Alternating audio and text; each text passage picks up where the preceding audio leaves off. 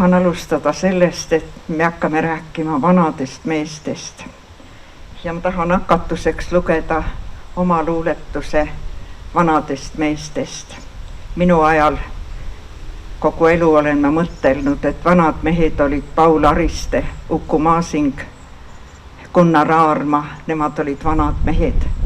Ja meie aegsed mehed, kõik need Kaplinskid ja Paul-Erik Rummod ja Enn Vettemaad ja Andres Ehinid, nemad olid noored mehed. Ja nii on elu ja minu luuletus vanadest meestest kõlab sedasi. Vanad mehed, 7 ja 80 turjal, krapsakal sammul valgete juuste lehvides, astumas üle vöötraja, jalutuskeppide klõbinal, mineku hoog õlmades, härrasmehed enne kõike, üle oravate jooksuraja, täis poisikese õhinat, läbipaistvad ja haprad. Vanad mehed, seljakotid seljas, tabletikarp taskus, hele huvi silmades, mis sellest ilmaelust nüüd saab. Ei saa otsa teie isu ennast proovile panna, mõõtu võtta ja sihti seada, helendavad ja haprad. Vanad mehed, elu koormab turjal, kiitsa-kootsa kepi najalgi edasi rühkimas, härrasmehed enne kõike, näguripäivi näinud, võitnud ja allagi andnud, ülendused ja alandused üle elanud, armsad ja haprad. Vanad mehed, leppinud ja lepitanud, seljad sirgeks saanud, võidelnud ja paopaigad leidnud, pesad pununud, lapsed ilmale aidanud, armsad, õrnad ja haprad. Niisiis meile Evega näib, et meie kallid on vanaks saanud, aga ikka nooreks jäänud. Enn Vettemaa oma kikilipsuga, Andres Ehin oma kaabuga püüdnud jäljendada esimese Eesti-aegset härrasmeest ja Vana-Euroopa härrasmeest. Eve, me teame, et sa kohtusid Ennuga 20-aastasena tennist mängides. Kuidas see tennise mängimine käis ja kes kaotas ja kes võitis rohkem ja kui te abiellusite, kui sa olid 21, kas sa siis ka veel Ennuga tennist mängisid? Me kohtusime lausa, et ma olin 14 ja ma ei tea, kas kostab üldse? Ei kosta. Kostab ju. Ja ikkagi tennisplatsil. Mina olin jäetud tennislaagrist maha, kuna ma ei olnud väga edukas sel võistlusel ja tema tuli sinna juba 21-aastane vaatama, et kas leiaks kellegiga partnerid, kellega mängida. Ja kui ta siis mind mängima kutsus, siis me mängisimegi, võiks öelda, elu läbi. Ja kuna ma olin nii noor, siis muidugi niipea pulmi ei tulnud, vaid ikkagi aastad läksid mööda ja enam pärast kunstiakadeemiat või selle ajal ma enam ei mänginud tennist, see kõik oli tollal ikkagi juba läks keeruliseks, enam tennis sportlasena ma sain mängida tennishallis ja kõik, aga siis oleks pidanud neid tunde ostma ja me kumbki nii entusiastlik ei olnud, nii et tennis jäi. Ene, sinu elu märksõnad on kunstiinstituut, nahkehistöö kunstniku diplom, näitused, nahatöö, perekond, 2 last, Markus, kes on kalateadlane ja kirjanik ja tütar Maria, kes on riigiametnik. Mida sa tahaksid oma elu tähismärkide kohta veel ütelda? Väga keeruline küsimus, ei oskagi midagi öelda. Et ma olen olnud küll teinud näitusi ja kõik, aga kõige lõbusam oli üks minu näitus, kus siis Enn tuttavatele ütles, et küll on hea, et ma oma naisele niisugust hobi olen võimaldanud, sest see nahkehistöö oli tõesti hobi, ega sellega pärast ma olin küll õpetaja, see oli natuke muud, aga ütleme vabakunstnikuna sellega juba ei teeni, nii et ei nüüd ega ka tollal. Ennu kohta on öelnud, et ta oli mitmekülgne, külgse andega vaimuinimene ja kahtlemata ta seda oli. Kas ta oli ka osavakäeline inimene? Sina oled praktiline osavakäeline inimene. Kas Enn oskas haamriga seina lüüa naela? Kas ta oskas autot juhtida? Kas ta võttis kätte maalri, pinsli ja värvis seina ära? Kas ta oli osavakäeline? Autot ta küll juhtis, jah. Aga ta oli väga kaval, kui ta pidi tipis tegema diplomtööd, siis oli tal vaja mingit katelde, ma ei tea, mis jooniseid teha ja siis ta laveeris kogu aeg, et sul on nii hea käsi, ei tema ei saa seda tehtud ja nii ma paraku tegin talle kõik need joonised teadmata, mida need katlad endast sisaldasid, tegin ma talle kõik ära. Ja tema ainult siis vaatas kõrvalt ja ma ütleks peaaegu, et jõi õlut ja ütles ja, ei päris hästi. Ja hiljem oli veel nii, et isegi kui ta konservatooriumil õpetas, tal kuidagi läksid viimasel hetkel mingid noodid kaduma ja siis tuli teha mustandite järel uued. Ja siis ta jälle ütles niimoodi, et kuule, sul on see palju lihtsam kui minul, et mina ikka ei saa hakkama. Ja siis ma tegin niimoodi teadmata, mis noot ja mis joonel kogu aeg karjudes, kui see oli arusaamatu, et ütle nüüd kuhu ja milline noot. Nii palju siis minust ja nootidest. Tuleb siis välja, et nii on olla tuntud mehe abikaasa. Millal ja kus Enn luuletas ja kus ja millal ta komponeeris? Andres Ehin ütles ikka enda kohta, et ta luuletas restoranis, kui toitu ootas salvrätikute peale. Kuidas Ennuga lugu oli? Ei, ma ei tea, et Enn oleks väga palju niimoodi luuletanud. Ja vanaduses ma tean, et tal oli hommik, oli tal alati kirjanduse jaoks ja õhtupool oli muusika jaoks. Ta seletaski, et need on eri poolkerad, mis siis vajavad üks täiendab teist. Aga nooruses ma ei tea, ma isegi muidu lugesin tal kõik raamatud läbi, aga esimeseni ma ei jõudnud siis, kui see monument, seda ta mulle lugeda ei andnud ja see tuli mulle täiesti üllatusena, et ta üldse on võimeline romaani kirjutama, sest ta ju ikkagi oli tipiharitusega. Enes, oled kirjutanud mälestustes, et mul läks mõte käest, aga ma küsin oma järgmise küsimuse. Rapla kiriku õpetaja on rääkinud Rapla kirikus Ennu Lipaküla vanaisast ja tema osast Rapla kiriku ehitamisel. Aga mina küsin sinult, kas sa oled oma aia näinud tema eluajal? Enn on kirjutanud endast, oma isast ehk arhitektist, et ta isoleerus enesekaitseks. Vene kord oli talle täiesti vastuvõetamatu. Ta oli Eesti-aegne edukas arhitekt ja ta ei tahtnud Vene ajal enam jätkata seda rida ja ta spetsialiseerus tugevusõpetusele. Ja vanast peast veel täiendas, et prantsuse keeles ratsutas ja tegi kõrgema matemaatika ülesandeid. Oli niisiis emigrant.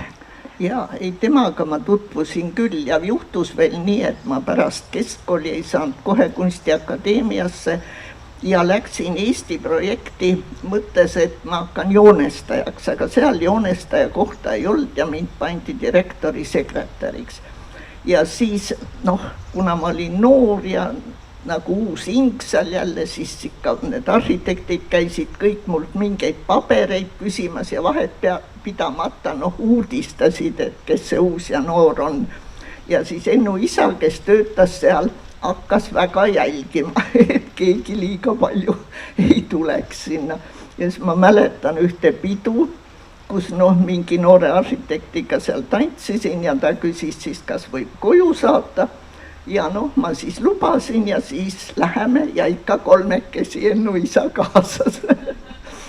Ja lõpuks siis see noormees järgmine päev küsib, et kuule, mis sul selle vana vetemaaga on, et miks ta sind rahule ei jäta. Ja ma siis ütlesin, et ma olen ta pojapruud, siis ütleb, et ära looda, et see Enn sind ära võtab. Tead, pruudid ollakse ikka, aga ikka nii, et ma olin väga tema valve all ja ta oli väga tore mees, ta mängis ka tennist ja temast on üks tore lause, mida Enn ikka ka kasutas, et ükski naine pole halvem kui teine, ta võib isegi parem olla.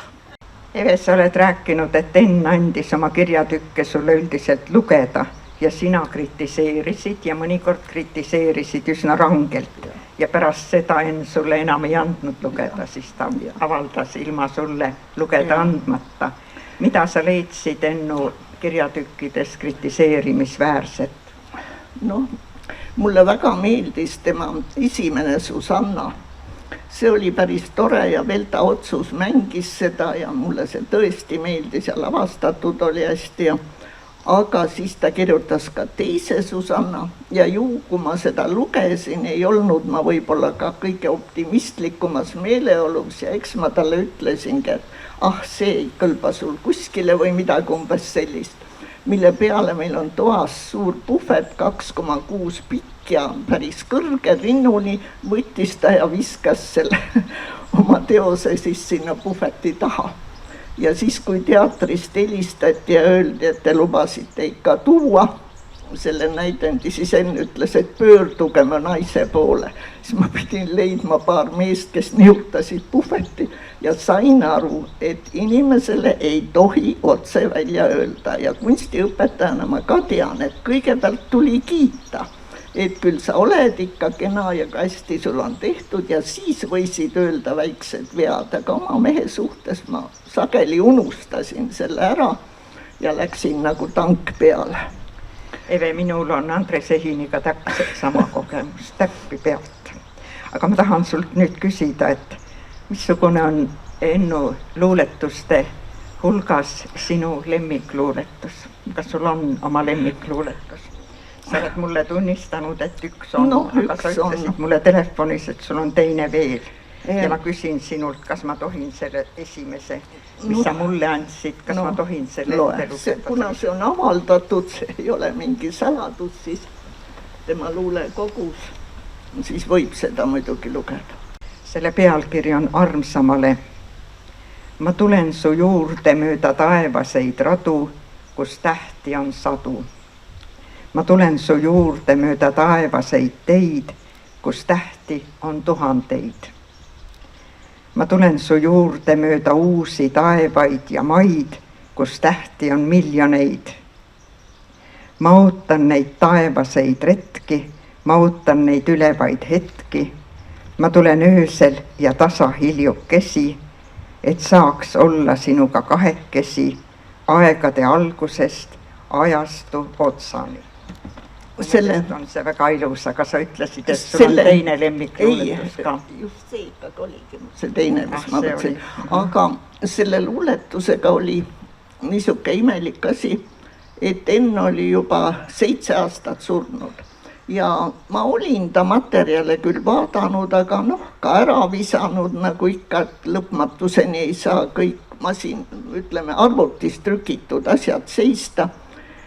Ja selle oma sünnipäeva hommikul ma läksin ikkagi ta töötuppa ja mul oli tunne, et ma viskaks veel midagi ära ja kui ma siis seda pakki, millest ma pidin ära viskama, sealt pudenes välja üks kokku murtud leht. Ja ma teda kohe ei visanud prügikasti ja vaatasin ja seal oli see luuletus. See ehmatas mind väga ja ma ei saanudki aru, ma olen ta sõpradega rääkinud, et millal ta siis selle kirjutas, keegi arvas, et noorpõlves, aga see oli tema viimaste materjalide hulgas. Mul tekib tunne, et kas ta ikka tajus oma surma, ta ütles mõni päev enne oma surma ka, et ei ole küll olla, aga surra ka ei tahaks. Tal oligi tromb, nii et ta suri. Et me ajasime juttu ja ma kutsusin kiirabi ja selleks ajaks, kui kiirabi tuli, oli ta surnud. nii et mul on mõte, et kas ta tahtis seda mingil hetkel välja panna või mis igatahes see on mõistatuseks jäänud, kust ja milleks selline luuletus, aga noh, mind ta muidugi ikkagi kuidagi, ma ei oska öelda, et kas armastusega kuulan või isegi kurbusega. Igatahes Enn on öelnud oma kirjatükkides, et luule on noorte inimeste asi. Aga nii on elu. Missugune Ennu romaan on sulle kõige enam meeldinud? Vist meeldis Pillimees, mitte Monument. Monument oli, lihtsalt ma ütleksin natuke poliitiline ja väljakutsuv ja ja selleks pidi ta ka parteisse astuma, et üldse seda monumenti avaldada. Ta ei olnud inimene, kes oleks tahtnud ainult lauasahtlisse kirjutada, ta oli piisavalt edev aga see järgmine romaan Pillimees on minu meelest palju sisukam ja ma nägin nagu selle kirjutamise käiku, isegi ma mäletan kohti, kus me käisime ja mida ta pärast kirjeldas selles romaanis. Ja talle muidugi ka sobisid lühikesed variandid. Hiljem, kui ta kirjutas väga pikalt, ma mäletan, kas see oli Naani või mida, kui ta kirjutas, siis ta lõpuks oli nii tüdinud, et juba ja siis ta ei andnud mulle enam lugeda, sest ma olin öelnud lause, et kui ma ükskord saaks ka võtta ühe sinu romaani ja täitsa puutumatult avada, et mitte, et ma olen juba mitmeid kordi samu lehekülgi lugenud. Ja siis ta otsustaski, et ta ei anna mulle enam lugeda ja kui ma siis sain selle kätte, siis ta oli unustanud 2 tegelast täiesti ära, mis olid küllaltki tähtsad tegelased. Siis kui ma küsisin, kus need jäid, siis ta ütles, et oi, ma ei mäletagi. Ja siis ütles, et ei, ma pean sulle ikka lugeda andma, et muidu ma jälle midagi juhtub. Arno Oja kirjutab 2018. aasta loomingus, et Vettemaa on esoteerika huviline multikunstnik. Ta pidas silmas neid Ennu teoseid, mis on näkid ja kratid ja muud. Ja seda teooriat, mis on nende taga, on mõnikord nimetatud umbluuteaduseks ja siivutuks erootikaks. Aga minu meelest on ilmselge, et Enn oli lihtsalt raivuka ja agressiivse feminismi vastane ja seepärast kirjutas selle näkkiliste välimääraja, mis natuke käib näkkide kohta ja natuke käib naiste kohta. Kas sa arvad, et mul on õigus või mida sa arvad nende näkiraamatu kohta? See avaldati ka Soomes ja täiendati veel Soome näkkidega ja Saksamaal ja veel mitmes kohas. Ja siis Soomes me käisimegi, Eva Lille oli ka, kes siis ajakirjanikega kohtusime ja seal olid tõesti sellised feministlikud naised, kes kui Enn avas ukse, siis nad kohe selle peale vihastasid, rääkimata mingi mantli selga aitamisest ja siis asusid mitte Ennu kallale, vaid minu kallale, küsides, kuidas võib niisuguse inimesega üldse abielus olla, kes niimoodi naistest räägib ja kõik nii edasi. Ja muidugi minu soome keel polnud üldse midagi asi ja Eva Lille ikkagi oma tarkusega mu päästis, aga nad olid väga kavalad, et nad minule kallale kargasid. Niimoodi, et olid selliseid naisi. Meil vist vähem, aga Soomes oli see kuidagi hoopis tugevamalt veel. Missuguseid huvitavaid reise sa veel oled teinud Ennuga ja Ennu kaaslasena? Tal väga palju siiski mängiti neid teatrietendusi mitmes kohas, küll Soomes, Bulgaarias, Ungaris, Tšehhis, rohkem muidugi sotsmaades. Aga mul läks ka mõttelõng. Aga jah, et Tšehhimaal just oli nad ka nagu, jah, et seal oli niimoodi, et võt sa kunagi ütlesid mulle, et sa küsid ühe hetke, et kuidas ta oli niisugune lootusetu optimist ja vaat selle Tšehhimaaga mul väga meenub. tal oli komandeering Moskvast ja siis Tšehhi sõbrad saatsid mulle ka kutse, et ma ikka saaks kaasa. Ja Ennul oli see niimoodi sätitud, et me sõidame lennukiga Moskvas, sealt üks ametnik tuleb tänavale kuskil oma kodu juures, annab talle komandeeringu ja raha ja me kohe jõuame teisele lennukile. Ja õhtul, kui me hakkasime magama heitma, siis oli ilmaennustus täitsa, et hommikul udu ja kõik kole ja tema keerab ilusti magama, aga mina magama ei jää ja siis ütlen talle lõpuks, et aga kui homme ei ole lennuilma, siis ta ütles selle peale ainult, ma viskan su voodist välja.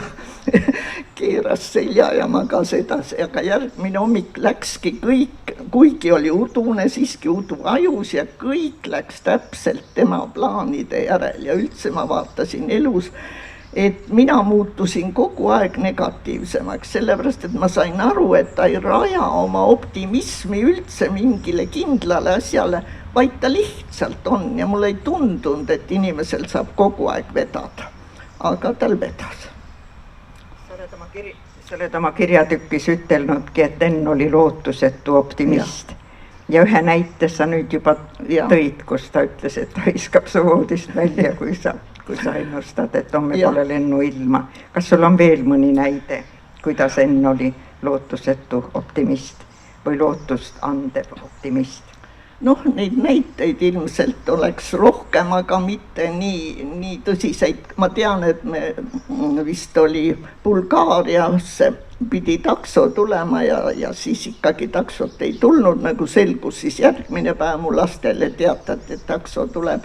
Ja siis meil oli juba täiesti mahajäämise hirm, siis ta hüppas mingile juhuslikule autole tänaval ette ja ütles, et viige meid sinna jaama. Ja see, kes rääkis, et ei tal üldse aega ei ole, ikkagi viis meid ja lõpuks me sõitsime peaaegu perroonile ja hüppasime peale liikuvale rongile. Aga tal alati ikkagi õnnestus, ta ei jäänud hätta. Aitäh. Kas Enn on ilmunud sulle unenägudes? Ja tahad sellest rääkida rohkem? Kõigepealt oli niimoodi, et ta ei olnud veel maetud, kui mul tulid kogu aeg mobiilis sõnumid. Aga kui ma sõnumid avan, siis ei ole seal mitte midagi, aga kogu aeg käib see sõnumi hääl. Ja ma ütlesin oma pojale, et kuule vaata, mis mul on seal viga. Ta ütles, et lähed sinna teenindusse, et ei, mina ei tea. Pojapoeg vaatab siis ja sinna tuleb nimi Enn. Ja Maria, minu tütar, ütleb väga vaimukalt, kuule, ta ei õppinud sõnumite saatmist ära, et vaat nüüd ta ei saagi sulle saata, tahab küll. Ja siis ükskord ma istusin arvutis õhtu hilja ja veel kõik enne seda matmist ja istun seal ja vaatan ühel hetkel, et hakkasin juba kinni panema arvutit, kell oli juba 12 ja vaatan, et sel hetkel, kui kinni panen, et seal on pilt news, mingi ingliskeelne ja täiesti tema triiksärk kõik pool viltu. Ma mõtlesin, no see ei ole võimalik. Panin uuesti siis selle, mida ma olin juba sulgemise käsu andnud, panin uuesti, ikka vaatan, no niivõrd, kuivõrd üldse sarnane saab olla ja saan aru ju, et mingisuguses newsis ei saa see olla. Et mõtlen siis, ma avan selle siis. Ei, üldse ei kuuletunud see arvuti mulle terve õhtu jooksul, ma veel tund aega proovisin ja lõpuks ma sulgesin lihtsalt nii, et ma võtsin elektri välja või lihtsalt pistiku välja, sest arvuti keeldus edasi töötamast. Nii et ja olen unes ka mitmeid kordi näinud. Ja väga, isegi et oleme olnud kirjanike liidus ja mingid lauad on seal olnud ja mina olen mõeld, et oi, ma ei lähe sealt laualt midagi võtma ja Enn ütleb mulle, et oi, ma võtsin sulle komme. See pole üldse tema moodi, et oleks läinud ja kuskilt komme võtnud, aga vaat unes näed vahel niisugust asja. Jah. Ma võiks küsida, aga sina oled näinud? Mina olen Andrest ainult ühe korra unes näinud, aga minu tütar Kristiina ütleb, et tema näeb oma isa unes väga sageli. Minuga. Enn ja Andres olid suured sõbrad ja sellepärast ma kuidagi, kui ma mõtlen nendest noorte meestena, siis ma ikka mõtlen neid paaris. Ja kui ma mõtlen neist vanade meestena, siis ma mõtlen nendest ka paarina. Aga ma veel täiendan selle unenäo suhtes, et nagu ei näe nägu, aga sa tajud, et ta on. Et ma ei tea, kas on võimalik ka nägu näha, aga ma ei ole kordagi näinud, et näost, aga ma tajun ta juures olekut ja seda küllaltki sageli. Jah, vabandust. Aitäh, Eve. Räägime veel komparteisse kuulumisest. Ja Enn on ise öelnud, et seda siis sai ta perekonnale korteri raskel ajal. Enn oli koguni 2 korda Kirjanike Liidu partorg. Ja ma tean, et noomitused on parteiliinis saanud nii Enn kui Andres. Andres sai sedasi, et kinkis pagulaskirjanikule Hellar Krabile Tallinna Sadamas oma luulekogu ja kirjutas sinna sisse, et Eestimaa su mehe meel pole mitte, kuidas see oli, murdunud või surnud veel. Ja see luulekogu sattus muidugi piiri peal selle kätte, kelle kätte vaja. Ja Andres sai mingisuguse karmi noomituse arvestuskaardile kandmisega.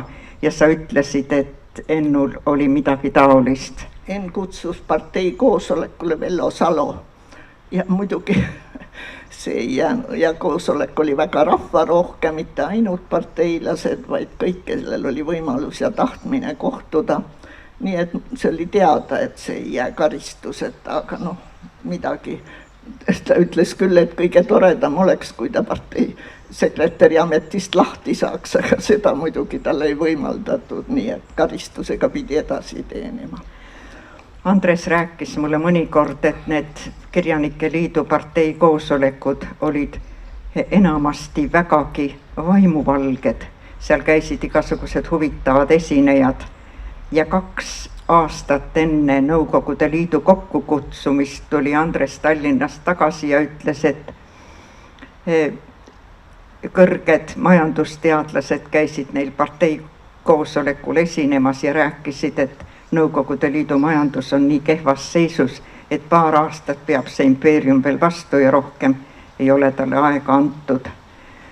Ja teine asi oli, et ükskord oli olnud seal, see on jälle Andrese jutt, partei koosolek Uno Lahe hukkamõistmiseks. Uno Laht oli muidugi mees, kes kaldus ühest äärmusest teise, ülimast režiimisõbralikkusest ülima režiimi vaenulikkuseni ja siis oli tema personaalküsimus olnud arutusel Tallinnas Kirjanike Liidu partei organisatsioonis. Andres tuli koju ja mina küsisin, et kuidas see lugu siis lõppes. Ja Andres ütles niimoodi, et see Kirjanike Liidu organisatsioon avaldas Uno Lahele valjunoomituse, suulise valjunoomituse selle eest, et Laht on põhjustanud nii piinliku koosoleku sellele inimeste ringile, kes pidid tema küsimust arutama, aga sinul oli ka toredat näidet, ma mäletan. Minu rõõmuks kutsus Enn sinna Jaak Angilaski, kes rääkis 21. sajandi kunstivooludest ja see oli lahtine partei koosolek, nii et seal oli väga palju inimesi, kõik olid sellest huvitatud ja mina, kes ma olin küll kunstiakadeemia lõpetanud, ei olnud siiski neid väga uusi suundi veel kuulnudki, nii et ka mulle oli see väga huvitav. Jah. Enn kirjutas 97. aasta Sõnumilehes, et ma kummardan gladioole. Ta oli gladiooli fanaatik. Kas Lipal teie suvilaaias on palju gladioole ja missuguseid gladioole Enn armastas? Ei enam, aga ta käis seal Maui saarel ja siis ta sealt ikkagi tõi mingisuguseid gladiooli-sibulaid ja tõesti need kasvasid temast pikemaks, ta ei olnud väga lühike mees, mingi 1,81 m nii et need gladioolid olid väga võimsad, aga tema gladiooli kasvatamine oli täpselt nii, et tema pani maha, sorteeris, kõik oli tore, aga kui siis üles võttis, ikka sorteeris, aga mis edasi sai, see teda ei huvitanud. Kevadel ta küsis, et aga ei tea, kus võiksid olla minu gladiooli sibulad. Et iga aasta ma leidsin nad siis üles, kus ma olin nad ise ära pannud, sest tema huvi oli selleks ajaks juba möödas, aga ei ma esimene aasta pärast ta surma ikka veel, olid ju need sibulad alles ja kõik, aga ma käin üldse veel siin väga vähe maal, see on suur maja ja ma ei tunne siin ennast väga hästi üksinda olles. Eve, sa oled kirjutanud loomingus Ennu elu mäletades, et Enn uskus järgmistesse eludesse ja lubas tulevikus veel kohtuda. Kas sa tahad rääkida Ennu uskumisest? Jah. Reinkarnatsiooni. Ma võin enne veel öelda, et üldse tema näiteks uskus ka astroloogiasse ja siis veel Mang ei tegelenudki sellega, kui Enn juba tegeles tipitudengina. Ja siis ta uuris ka minu tähekaardi ja siis selle asemel, et mingit armastust avaldada, ütles ta, ma ikka pean su lõpuks ära võtma. See oli lihtsalt tema jaoks ja vist tegi, siis ta ise on öelnud, et tegi ikka õige otsuse, sest me elasime koos abielus 53 aastat, aga tutvusel 60. Aga jah, ühel hetkel meil kodus ma vist tegin isegi mingid kirjad või oma kavandeid ja siis ta tuli natuke ülemeelikust tujus ja ütleski nii, et me peame ikka pärast surma ka kokku saama ja siis mina olin nii kaine ja töötav ja mina ütlesin üldse, mida sa räägid ja mine nüüd magama, mille peale ta ütles, et saame siis Kaarli kiriku ees kell 6 kokku. Aga ma olen seal Kaarli kiriku ees käinud isegi kell 6, aga ma vist pean enne ka ära surema, kui uskuda tema teooriat. Mul on ikka see paralleelmõtlemine Ennust ja Andresest ja mulle tuleb meelde, et kõige tähtsam asi nendest asjadest rääkides oli Andrese suus nii, et kui ma püüdsin temaga rääkida usust, siis Andres mõtles ja ütles lõpuks, et kõik on võimalik. Ja mina olen kallina meeles pidanud seda Andrese lauset. Miski pole võimatu, õigemini ta ütleski nii, et miski pole võimatu, mitte et kõik on võimalik, ta ütles miski pole võimalik. Aga minu küsimused hakkavad otsa saama. Eve, palun mõtle, mis sa tahaksid veel Ennust rääkida peale selle, mis ma küsisin, aga mina vahepeal räägin, et kallid kirikulised, palun astuge läbi raamatukogust, seal on tohutu põhjalik ja suur Ennu raamatute, plaatide, tõlgete näitus, nii et see ulatub pika raamatukogu saali välisseina poolde seina. Ja kuna Enn on kirjutanud paarkümmend romaani, paarkümmend näidendit, üle poole tosina luulekogusid, igasuguseid stsenaariume ja kuna tema heliloomingu kontserdid on ka plaatide peal ja nootidena, siis mul on niisugune tunne seda näitust vaadates, et raamatukogul pole olnud rohkem klaasiga kaetud vitriine, et oleks saanud veel rohkem Ennu loomingut vaatamiseks välja panna, et neil lihtsalt polnud rohkem klaasvitriine. Kas sa tahaksid midagi lisada, mida ma ei küsinud? Kui me siin kiriku juures nüüd oleme, siis mul meenub, et Enn oma noorusest küllaltki palju pidas usust, sellepärast, et ta käis, meie kõrvaltalu on Uku Maasingu talu ja ta käis seal, Ukut enam ei olnud, aga Saag oli ja Saagiga kogu aeg vestlemas ja siis tal olid juba esimesed luuletused ja Saag ütles talle, et kui sa tahad ikka kirjandusega edasi tegeleda, et ära siis mine ikka õppima edasi, et see paneb su tee kinni ja siis Enn oli tükk aega mõelnud, me veel isegi ei tundnud siis ja saanud aru jah, et ta on ikka liiga edev selleks, et vaikselt elada ja niisuguse asjaga tegeleda, mis üldse tol hetkel ei olnud ju populaarne ja see oleks nõudnud väga iseendale elamist, aga ta oli rohkem niisugune. Ja veel ma ütlen, et kunagi ütles Gunnar Aarma, et inimene valib omale aja, millal ta sünnib. Ma ei ütle, et ma seda päris usuks, aga kui ma mõtlen Ennu elule, siis kui ta praegu oleks sündinud, vaevalt, et tast oleks saanud kirjanikku, see on nii vähetasuv amet. Ja kuna ta oli väga hea õpilane ja üldse niisugune kiire taibuga, ilmselt oleks ta läinud midagi muud õppima või üldse Eestist ära. Nii et vahel võib meile isegi see aeg, kus me sünnime, tuua edu. Aitäh, Eve.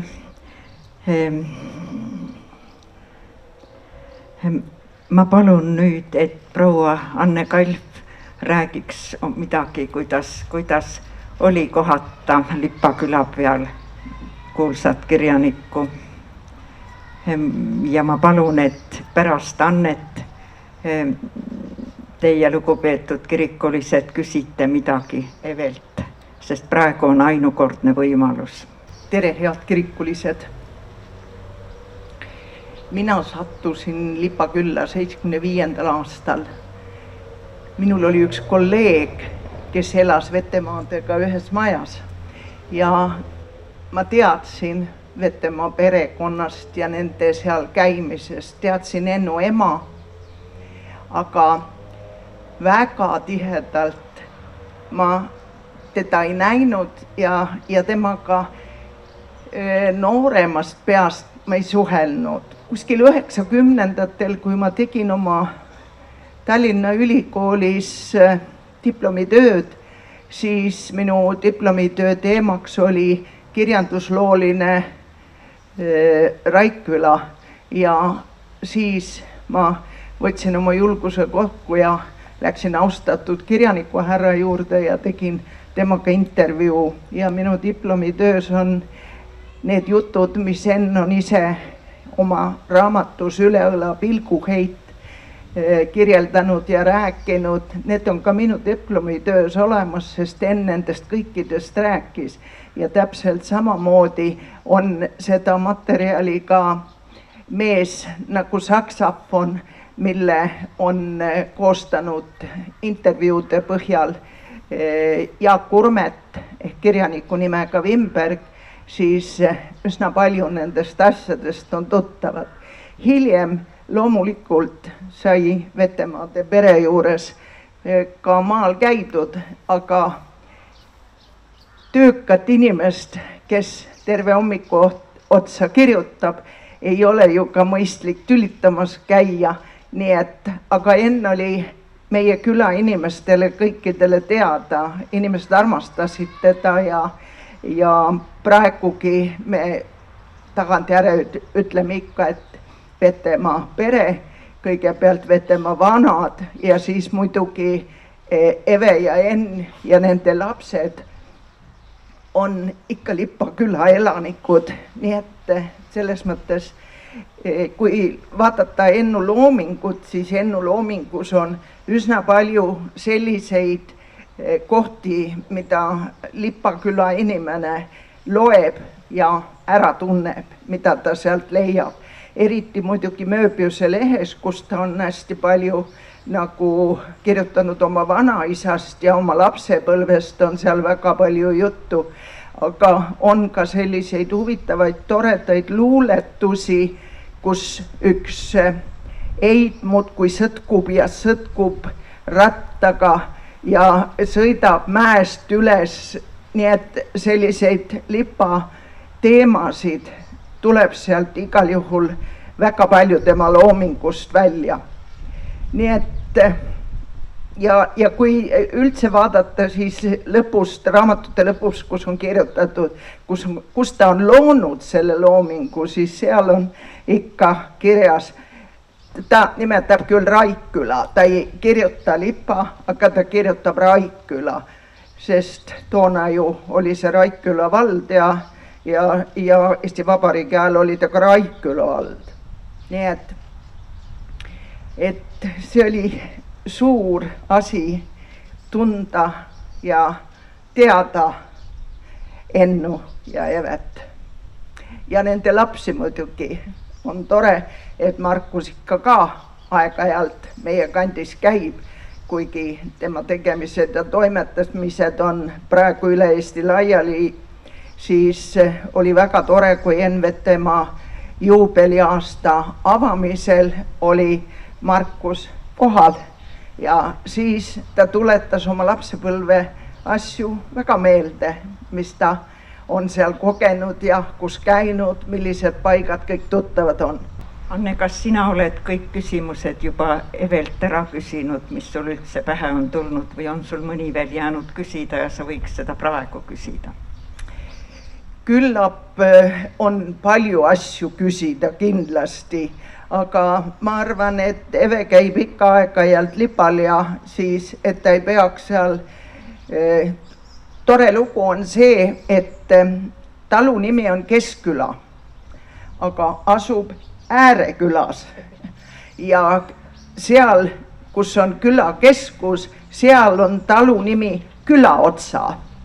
Et selline tore teave Lipakandi kohta. Aga Eve käib oma Keskküla talus ikka aeg-ajalt suvekuudel ja kuna meid on ees ootamas Ennule pühendatud konverents, siis ma arvan, et selle aja sees ja ka edaspidi jõuan ma Eve käest kõik need küsimused, mis veel küsimata on, jõuan küsida. Mina ütlen kommentaariks veel nii palju, et nagu te mõnedele, kellele ma sain siin anda flaierid NVTmaa 90. aasta tähistamiseks ja tagaküljes on konverentsi kava, siis olete 9. augustil Lipa endisesse Raikküla ministeeriumi kooli kõik oodatud NVTmaa 90. juubeli konverentsile ja konverentsi nimi on Üle õla pilguheit. Nii et olete oodatud. Aitäh, proua. Aitäh juhtimast. Aitäh.